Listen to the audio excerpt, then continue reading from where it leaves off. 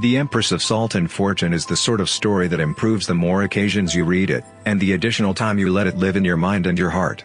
I was surprised by the manner in which the story was told when I originally opened it, however I became tied up with the narrative format right away. The tale of the Empress, Nghi, isn't told firsthand.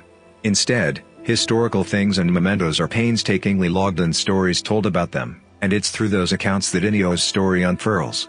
It separated the story into bite-sized chunks, similar to a fantasy, and I adore that feeling of being told the story as opposed to perusing it firsthand.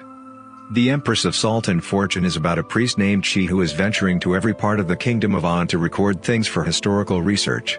They happen upon an older lady named Rabbit who lives alone in a cloister. I think it was a religious community. Rabbit reveals to Nghi the story of the late Empress Nghi, the nominal sovereign, who is from a land unfamiliar to On. She reveals to them how the Empress of Salt and Fortune was both adored and despised while disclosing to them her own story. The story itself is sad and strong.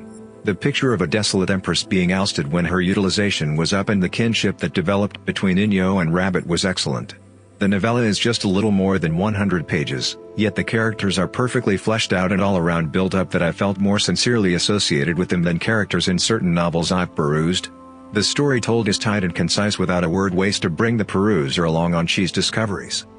There's nothing wrong with the book and it has a decent story, however we just know so much about the world and characters.